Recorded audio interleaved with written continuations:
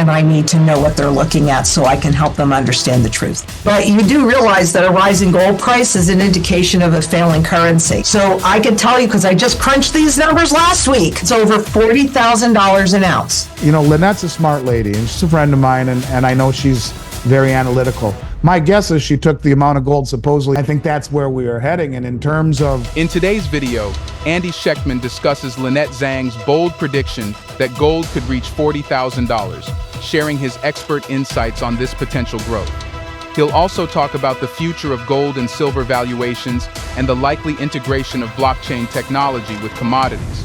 Andy will explore the possibility of a central bank digital currency, CBDC, backed by gold, providing valuable insights into where the market is heading. This is a must-watch for anyone interested in the future of precious metals and digital currencies.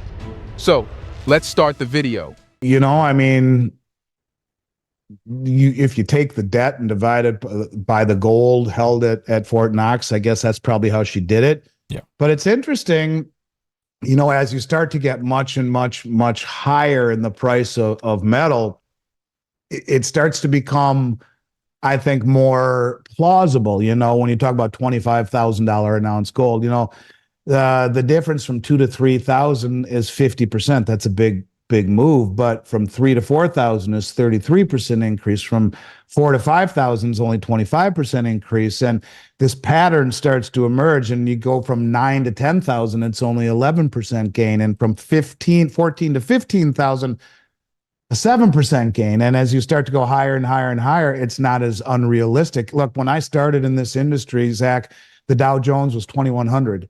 And the first conference I went to in 1990, the guy said the Dow Jones will go to 10,000. He was laughed off the stage. The one thing I've learned in 34 years, the only thing that I can tell you I know to be fact in finance is that markets go higher than anyone ever thinks possible on the upside and will fall further to the downside than anyone ever thinks possible. So to put it at those levels is not unrealistic. And look, if you're going to use gold, which is the only other tier 1 reserve asset in the world, and peg it to a new system, you know, it's interesting. If you look at all the central banks, gold is held on their balance sheet in an account called the gold revaluation account. That's what Roosevelt did right behind me there. He confiscated gold and devalued the dollar, and gold went up by 40%. The head of the Dutch National Bank says we need to revalue gold and make our balance sheets good. And, you know, pop gold way up, the balance sheet looks great against your liabilities.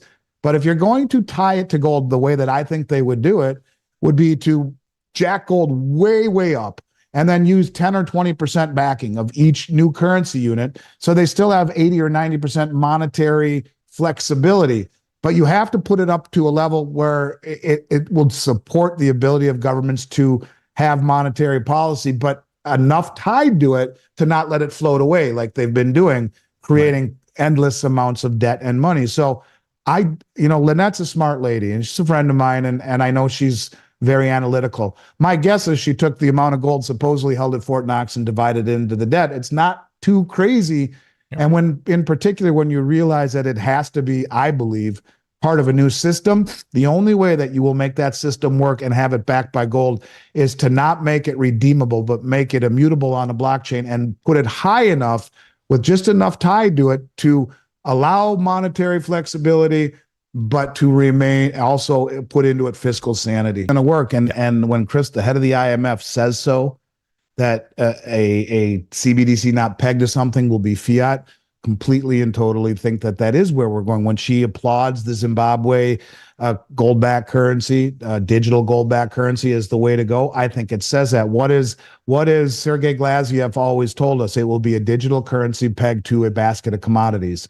What is the logical commodity? It's gold. And I do think that's exactly where we're going. If I had to guess, the laws and the legislations that they are putting into place, you know, in terms of Tom Emmer's bill from Minnesota, where I'm originally from, I like the fact that he realizes that this could be, you know, something that the state could use for surveillance and you know, the way that the Chinese are doing it and your social credit score and all this stuff. It does need to be thought about in particular. I think it really does, but I think it also would pave the way for them to say, well, here's a way it could be done with transparency and backed by something and with no surveillance. I mean, I think that's where we are heading. And in terms of the other cryptocurrencies, look, wouldn't surprise me one bit at all if part of what they're trying to do is take go after Tether and pull out all the treasuries, go hard at them, take the treasuries that they're supposedly owning and put it into something more that they can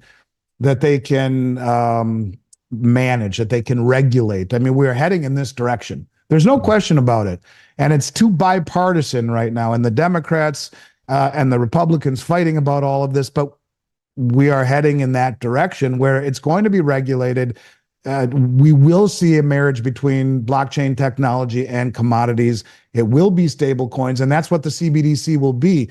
I believe that in my heart, and I think there will be a CBDC. It's just a matter of how they find unity amongst both sides to usher it in. It will have to be something that inspires confidence, and that's why I think it will be a stable coin, and it will be something like gold, pegging to a new system, and we will get rid of the thousands of cryptocurrencies which are just pump and dump scam, and only use the ones that have utility and that can be regulated and that will inspire confidence. It's just kind of cleaning up the system, if you will. But really, when you see some of these bills and some of the discussion, it seems to me that it's legitimizing what cryptocurrencies really are, just the right ones. And it seems to be more of a push towards stable coins or like Ethereum, the new ETF, the rails in which all of this stuff rides. So cryptocurrency is not going away. Just the ones that don't provide utility may. And